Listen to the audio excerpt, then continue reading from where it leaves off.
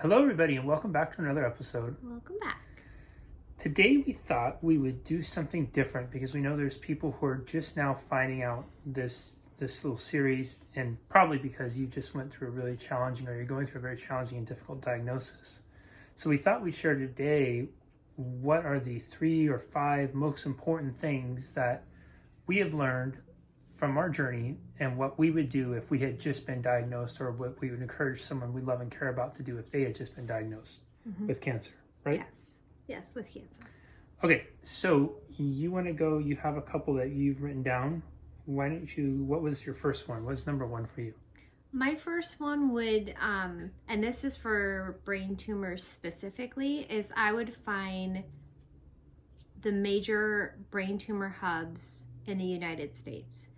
I did the research, just a little bit of research, and I did find out that the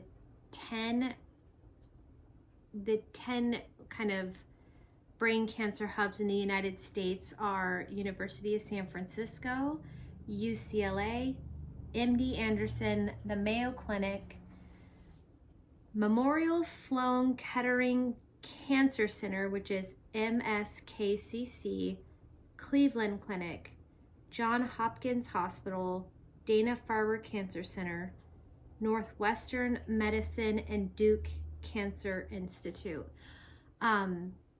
Glioblastoma is a really rare disease, and I do feel if you have the ability to go to some of these like top tier cancer centers, that's what I would do. Yeah, and if you don't have glioblastoma, if you're going through some other sort of cancer or some other sort of diagnosis, a thing I would highly recommend doing is use a program like ChatGPT and type in what are the 5 or 10 best or the top medical institutions that specialize in your specific condition. Yes. This is really helpful to use a ChatGPT type program too, because it cuts down a lot of the fluff that you'll get in a Google.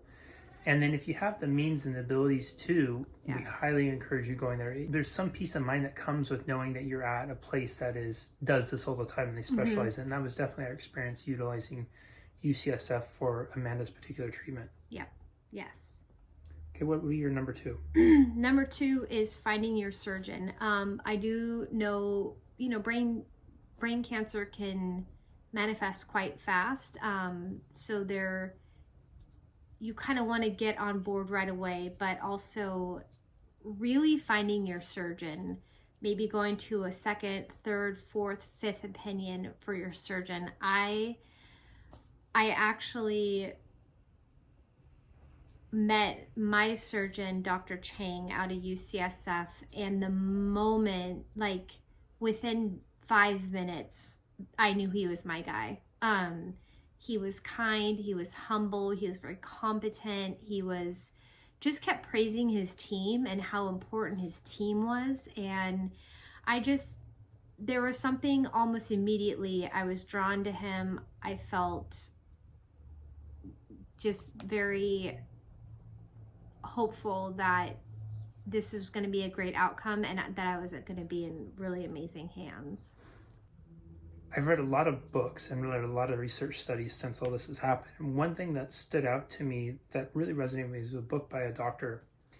And the doctor said, you want to feel when whoever is going to be your treatment team, your surgeon, your doctor, your oncologist, whatever that is, you want to feel like they care about you.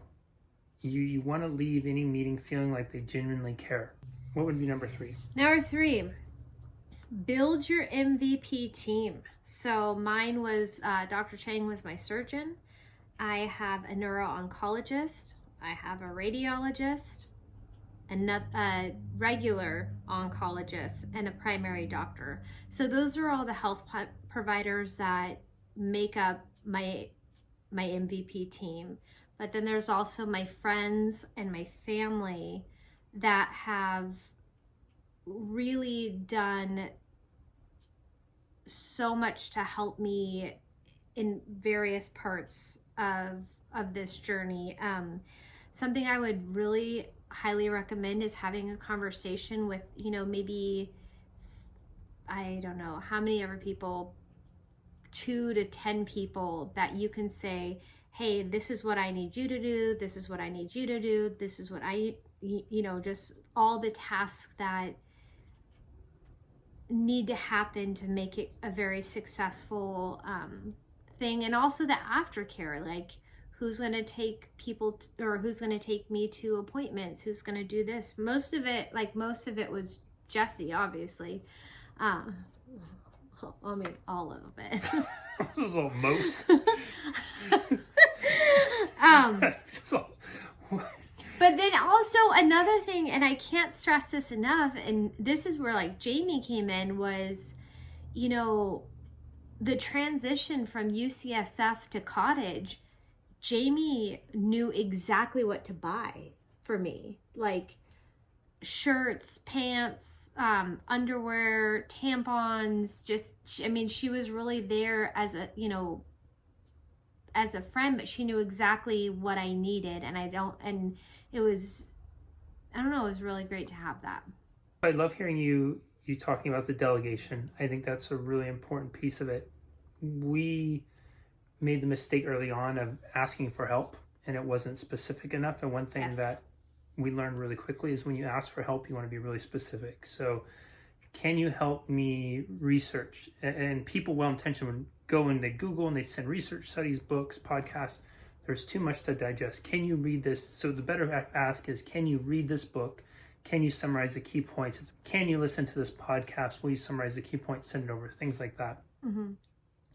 One thing that we had floated the idea around and we never did, and Amanda kind of mentioned it on here, was forming a council. And these would be people who would be simply to help her bounce ideas off of, people to talk about treatment plans, people to do research and kind of collaborate together. And the idea would have been for them to meet every week or every couple weeks over Zoom. We both think it's a really good idea, and we'd highly recommend for somebody else because it just helps centralize information flow, and then also gives the patient the time to do what they really need to do, which is just focus completely on healing.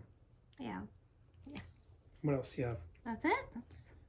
So those are your top 3? Oh, and also, this is really important, but having like a cozy blanket when you're in a hospital bed, my God, there is just like, for some reason that was, my boss and his wife brought a blanket for me.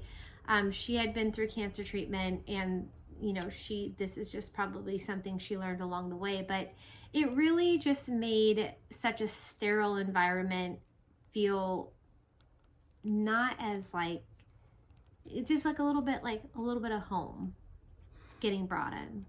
Anything else? Not on this topic. All right, everybody, that's what we have for you today. As always, we love and appreciate you so much. Thank you for being on the journey with us. If you haven't joined the It's Your Time to Shine Facebook group, definitely do so, especially if you or someone you love has just been diagnosed. It is a great resource. We're going to be sharing more of what we learn along the way, and we really want it just to be a supportive, loving, and encouraging place. As always, we appreciate you, and we will see you next time. Bye-bye.